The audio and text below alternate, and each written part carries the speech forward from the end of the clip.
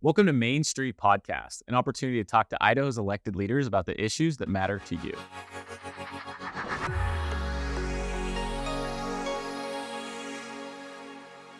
All right, everybody, welcome. I'm here with Senator Dave Lent. We're excited to have you here today. He's on the Main Street Caucus, and he's going to talk to us today about some things he's been working on. But, Dave, you've been around the community for a while. Most people know you.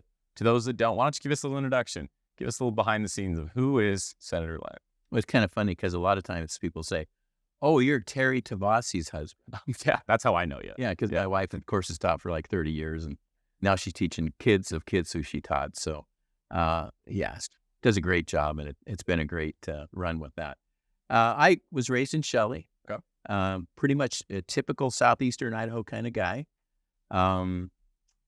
Served a mission, came back, I was at Utah State before, came back, went up to BYU, Idaho, Rick's College then, met my wife, and kind of followed that pattern that a lot of folks from this area do.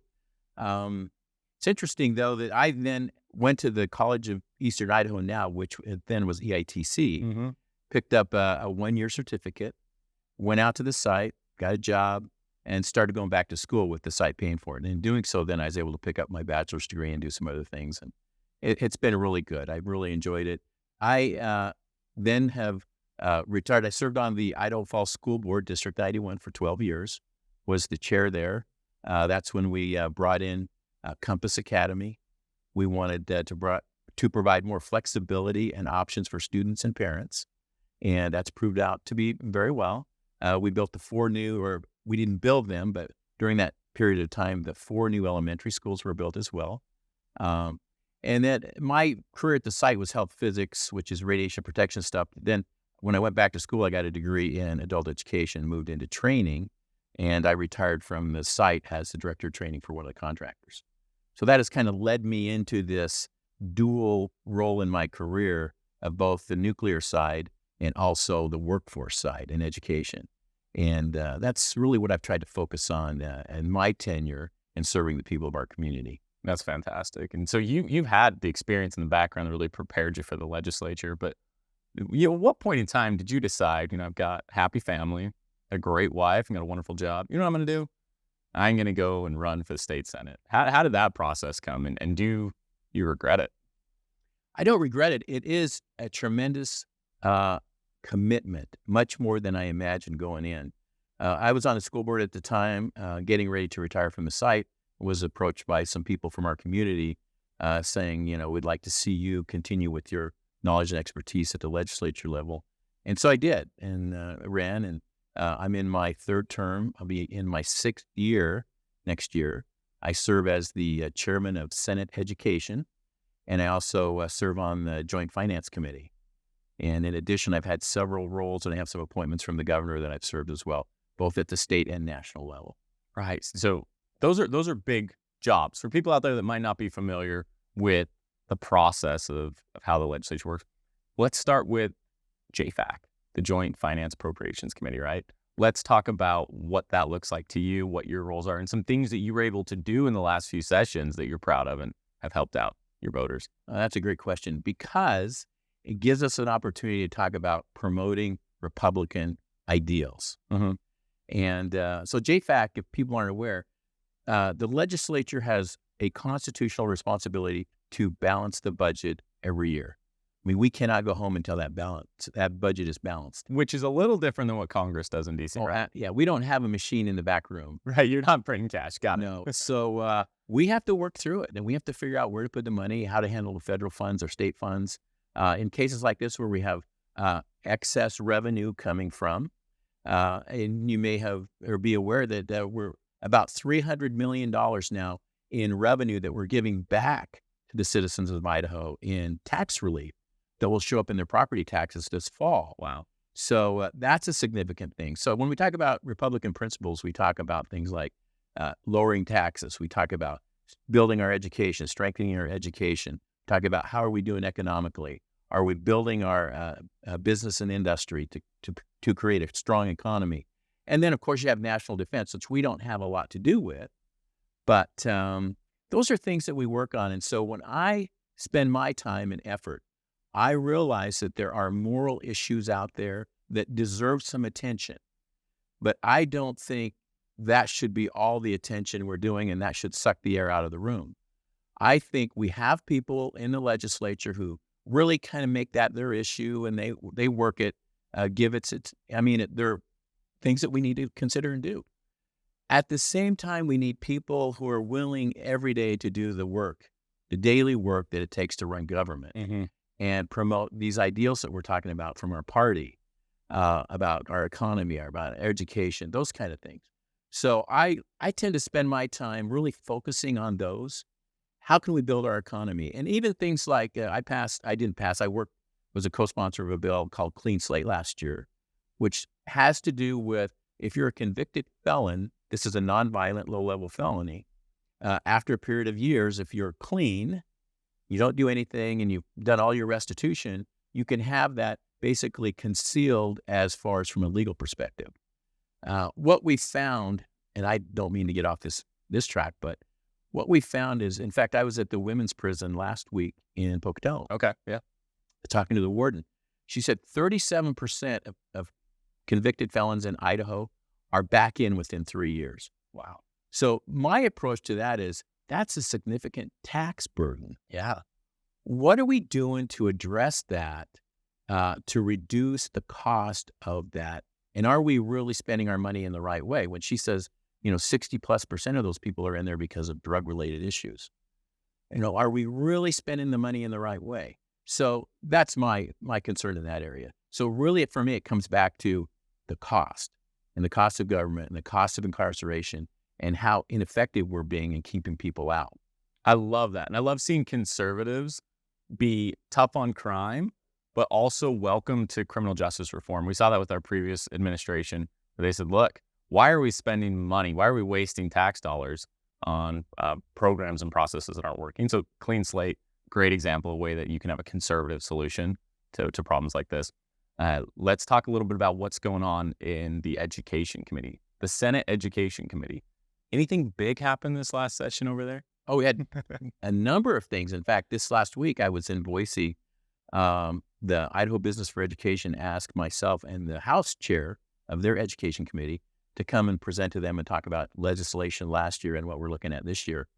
I had another meeting with one of the legislators talking about we're really trying to come up with a solution. Again, it goes back to tax relief. Mm-hmm. Most of our citizens, really, when they think about taxes, they're looking at property taxes primarily associated with schools. Sure. And the short history on that is that issue has come before the Supreme Court in Idaho 5 times. It's gone all the way to the Supreme Court. And what the Supreme Court said this last time, and it's pretty clear that the state is depending too much on local money from property taxes to support our public education system. And so what we're trying to do is figure out a way and utilize some of these, this revenue that we're getting and turn it in and reuse it and give it back in the form of tax relief and property tax relief. So an example is 292, this bill this last year. We're starting to target money towards facilities. And facilities is really the key because that's really where most of this expense is coming from. And if you're in Idaho, you know that bond elections are a big deal. Yes. And what we've seen since about 2006 is that historically, 2 things changed in 2006. We lost the ability to bond for some maintenance and operation. Now we just have plant facilities. Mm-hmm. We lost that, and that was supposed to be supplemented with an increase in sales tax. Unfortunately, we went right into the recession. That kind of got lost in the mix. And so you see this, I think that 1 year, the school budgets were down 19% overall. However, I will add that because of the money we put back in the last 5 years, the net is still a positive all the way through, even with inflation. So we've tried to recover education as much as we can. The issue is the starting point. Yeah. Did we start low to begin with? And yes, we did, and we're trying to make some changes. So back to facilities. We have a number of issues. The lieutenant governor, there was a small group of stakeholders where we meet on a semi-regular basis trying to come up with legislation that would provide a way for us to bring some equity. I also serve on the Public Building Advisory Board. It's Public Building Facilities Advisory Board. And that particular council, there's one from the House and one from the Senate, and then there's 3 or 4 others from throughout the state. That committee is responsible for all the buildings that are state-owned, with the exception of K-12, because they're primarily district-owned. Sure. So what I've been able to learn from that committee, and that includes higher ed. So everything from the new dormitory at BSU to the new police ISP station here in Idaho Falls, that all goes through that committee. And I've learned a lot about their preventative maintenance, how they prioritize projects. And I think we can bring some of that to our school facilities and do it in a way that we bring some of this money that's coming in excess revenues and target it towards facilities for the specific purpose of tax relief. So there's some best practices you can pick up that we can then transfer and maybe help out some of our school districts. Yeah, I think we can learn and maybe even leverage off what they're doing. Yeah. And minimize the impact of anything we'll do. Yeah, the more collaboration, the better. Yeah. I think that's fantastic. What are some things happening in education that you get in Idaho education policy that you get excited about? Well, yesterday I spent most of the day in Boise. I'm on a committee that we're looking to redesign the funding formula that's used for school districts. So this is the way school districts get funded for each student that's there. And I had the opportunity in that meeting to say a few words. And what I really wanted to do was let's sit back and look at where education is today. So I like to use those who've been around me a little bit, hear me talk about the Model A. In 1906, the first version of the Model A rolled out. That's about the first time they rolled out what we now understand and see as public education. Mm-hmm. We had it before, but Carnegie and others put it together in a package. And for example, credit hours, semester hours, that all came out of that thing. So primarily the model we use today was created about the same year the Model A rolled out. Wow. So my challenge was we have a process built on a Model A industrial model, and we're living in a Tesla age. Sure. So I invited them to think in terms of Tesla. I mean, education is education, but the way we go about it, the technology we have today, what we know about education today, we can be much more efficient and much more effective than just riding the same old Model A that we've had forever. So as we think about the way we fund education, my challenge to them was funding is a primary driver. Build performance into this model so that we can have performance. It doesn't matter where it is, but you have performance and accountability built into the model of education. That's going to change the game. So as I hear you speak about your, philosophy and political leadership, I'm hearing you say, pick your analogy, whether it's the long game in golf or you're out playing chess, you're thinking ahead. You're thinking 2 steps ahead, rather than the next primary election, the next election at all. When it comes to policy, am I correct to say you're looking on the horizon and saying, where does Idaho need to be in 5, 10, 15, 20 years, right? It's true. And one challenge we see in school districts is you have a turnover of school board members. We also have a pretty significant turnover of superintendents. Sure. So that tends to drive a more shorter game. And what we need to do at the state level is say, how can we incentivize and drive the long game? An example is China. The long game in China is we have American citizens teaching through the internet English to Chinese kids. That's a long game. Yeah. So you have colleagues, though, that, as you mentioned before, might grasp on a more short-term issue. Maybe have some knee-jerk reactions that they might make their pet projects. How have you managed to, work your way through the legislature and get policy done when you have a different approach than some of your colleagues? Well, an example is school choice. Great. I believe in school choice, and I believe in Idaho, we have tremendous school choice. Compass Academy, project-based high school. We have Alturas. Just in Idaho Falls, we have like 9 different options for parents. High quality. I have had the opportunity of having my kids. We lived in 7 different states when I was doing some consulting at one point in my career. Different school systems all over the country. Idaho schools are really pretty good. Mm. And we have school choice. The problem I had with the Senate Bill 1038 last year was it specifically said no accountability to the state. And I just can't swallow the fact that we're going to spend millions and millions of dollars of my neighbor lady down the street who's a widow on a fixed income, have no accountability to her for those tax dollars that's going out. So while I support school choice, I have to have some kind of accountability back. And the promoters of the bill last year, I met with them several times and said, you need to put some things in here that'll make this, it'll even have a chance. And they would not. I think that's an important thing to note is sometimes we as constituents or voters, we sit back and we hear the policy stance of our elected officials, but we don't see all the work that went into it. So I think it's a unique thing for you to point out, look, I talked to everybody on both sides of this issue, and this was something that you as chairman presumably studied out quite a bit. Oh, absolutely. Spent a lot of time on it. And I supported my committee in letting it come through the committee. But I told them it wouldn't pass, and I told them I wouldn't support it, and here's why. It has to have accountability. Really, these are precious, sacred tax dollars that people give, right, to our state. And I have a responsibility to ensure that those are spent wisely. Was it difficult for you to see your conservative colleagues who were normally safeguards of public trust and tax dollars support a system that didn't have the accountability that other systems would? It boggles my mind. Yeah. The same people who vote no, no, no, no in the JFAC Finance Committee just because it's going to spend money, and we're adamant about how this was the right bill to go. So it's just to me, it's a contradiction in principle. And that's why when I go back to Republican principles, show me how this is going to better education, how it's going to build our economy. Those are the things that I'm really focused on. And that short-term no answer, sometimes it really does take $1 to save $2 or $3. Sure. Yeah. Investments are what we're looking at. And incentives. I find that a lot in governance is that there's incentives there to help drive that principle. Let's talk about the future. You're going to stick around a little bit longer in the Idaho Senate as you look forward to sessions to come. What are the projects that you still have on your to-do list?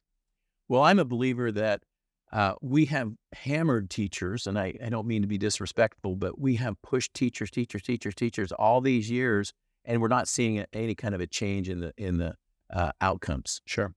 I'm a believer that we need to move from our industrial model of education to a knowledge-based economy, which means we're going to move from checking boxes to I'm more concerned about outcomes than I am, did I do the teacher evaluation? I'm concerned about how did the students do, at the end of the day. And there'll be people who say, well, we already do that. But in reality, our process is really, it's a check the box kind of thing because it's easier. We tend to do that.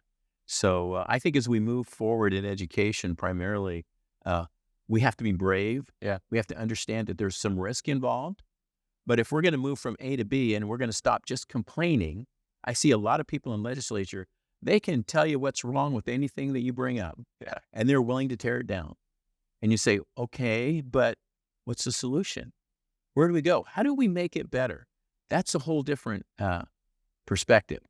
And it's a higher skill set to do that than it is to say what's wrong with something. Yeah. So if you're fearful of innovation, don't get on the Dave Lent train is what you're saying.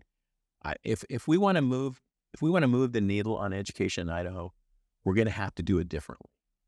And where that comes in policy is we're going to have to provide that freedom and incentive to our school districts, our superintendents, our school boards, and help them understand to have the vision of make the change. So the point I was going to make is I really feel strongly that superintendents and school boards are the key to change because teachers, as we were talking about, they operate in a system. Yeah. The ones who can change the culture of the school and the district are those two positions. So I'm all about, last year I had a bill to require school boards to be trained. School boards spend over half the money in our budget. Yeah. And we have no training. And I can tell you, one of my responsibilities as a site was to teach the leadership training to management.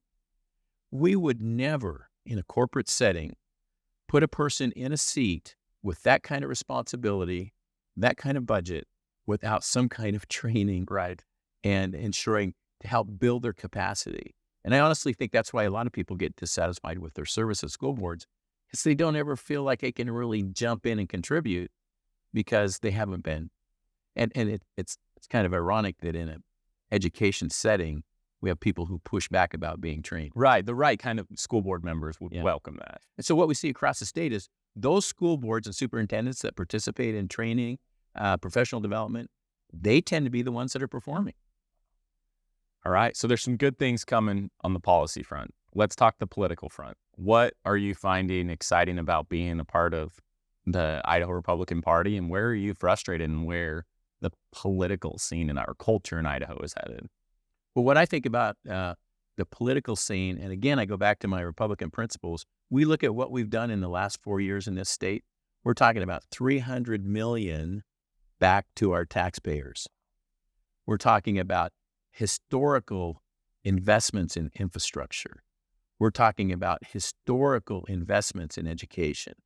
We're doing all the right things to help our economy grow. And we're managing it in a situation where if we're not the fastest, we're one of the fastest growing states in the country. So I think we're doing a tremendous job. What I am concerned about are the voices, which I believe are the minority in the party, who are making issues and tend to suck our attention away and our time away from these very important issues to other issues. And it seems like every session there's something. There's some of these issues, the library issue, they're important issues, but they shouldn't take up a whole session. Right.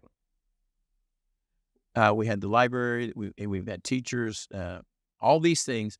We should go in, come together, sit down in a room.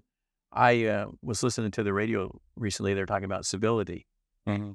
And in reality, the only way we have true good governance is when people sit down and they learn how to compromise and come up with a solution that fits all.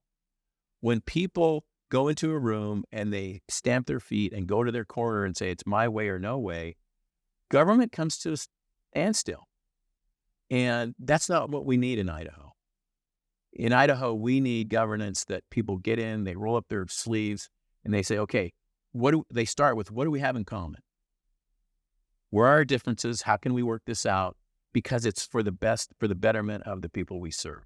So Senator, you're the man in the arena. You're the one that has to wrestle with these issues every day. You're in committee. You've got to vote. If things fail, if things pass, some of that responsibility falls onto you. But you're telling me that you don't see the word compromise as a weakness or civility as something that, would prevent you from being able to achieve or be reelected? Well, I think those actually are strengths. And if you think about it, they are higher order actions or skills, because it's easy to say no. Anybody can say no. Sure. But not anyone can work with somebody who they don't get along with or has said derogatory things about them. So it takes a different kind of person. And what I'm seeing in the legislature, there are people who come in there and they have one thing on their mind, and that's to say no. And that's how they get their, they're looking for a score or something. In reality, we need the kind of people in the legislature who have the skill set to go in and compromise, to work together, to collaborate, because we represent all the people in our district. I don't represent just a board or this or that. I represent all the people in my district, but I bring my Republican values to that game. So that's what I hope to do. And in my service, I like I say, I serve at the will of the people, and I'm more than happy to do that. I certainly have other things I could do, but I love the opportunity to change and have an effect for good in the people that I love and serve in this community. Yeah, I'm young in terms of Idaho politics, but I grew up watching the Senator Bart Davis and Senator Brent Hills, and those were people I always looked at as statesmen. I think as you keep continuing, you're going to fall in that category that young people will look at and say, that's somebody who went to the Idaho legislature to make a difference and not to make a name for himself. So we appreciate you coming on today. Thank you so much. There's a lot more issues we need to get into. Our time's running short, but Senator, any last words you'd like to leave to any voters or skeptics out there watching?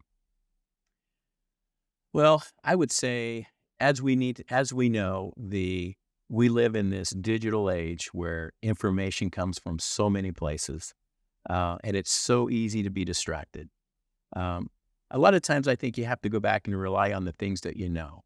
Rely on the people that you know. Rely on the principles that you know. There'll always be people trying to distract us, to pull our attention, to demand our time.